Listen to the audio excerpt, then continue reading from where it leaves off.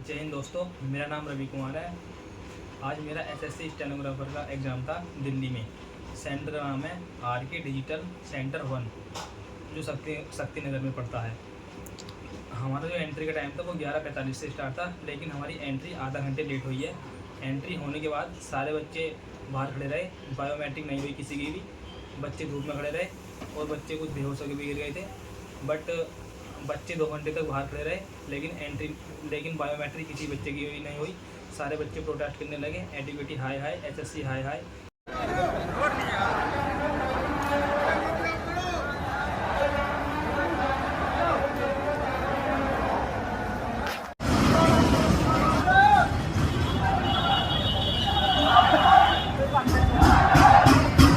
तो बिना सर्च किए हुए बच्चों की सब बच्चे ऐसे ही अंदर चले गए। उन्होंने कहा कि आपको 1 घंटा एक्स्ट्रा दिया जाएगा, एसएससी की तरफ से आदेश है।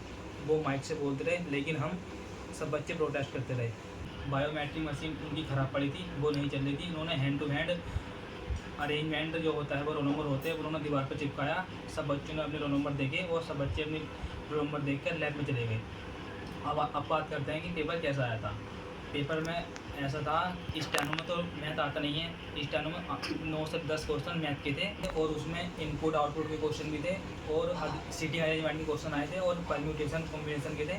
सीटिंग अरेंजमेंट में उन्होंने ऑप्शन भी गलत दे रखे थे और बहुत सारे क्वेश्चन हिंदी में गलत थे। और इंग्लिश की बात करते हैं हम, इंग्लिश में जो PQRS थे उनके ऑप्शन बिल्कुल ही गलत थे। कुछ के ऑप्शन बिल्कुल सेम थे और कुछ के ऑप्शन बिल्कुल मैच ही नहीं होते ऑप्शन से। और जिस तरह से PQRS का आंसर नहीं था उस तरह से नहीं था बिल्कुल भी, ऑप्शन सारे सेम। अब बात करते हैं सिस्टम की। जो हमारा माउस था वो प्रॉपर तरीके से वर्क नहीं कर रहा था। माउस पर क्लिक कर रहे हैं तो दो 3 बार में क्लिक हो रहा है, और माउस को नीचे कर रहे हैं तो वो स्लाइड ऊपर जा रही है, ऊपर कर रहे हैं तो नीचे आ रही है। मतलब माउस भी अच्छे तरीके से वर्क नहीं कर रहे थे। और किसी की हाफ स्क्रीन आ रही है, किसी की आधी, किसी की बिल्कुल आई नहीं रही है। और सब बच्चे माउस को दबाने में लगे हुए थे, किसी का भी माउस तो इससे नहीं चल रहा था। और हमने जो हमारे इन्विजिलेटर थे उनसे कहा कि हमारा माउस प्रॉपर्ली तरीके से वर्क नहीं कर रहा। तो वो कह रहे इसमें हम कुछ नहीं कर सकते, आप अपने आप ठीक करो। तो बच्चे वहाँ पर परेशान होते रहे। इस तरह से आज का ये एसएससी का पेपर था।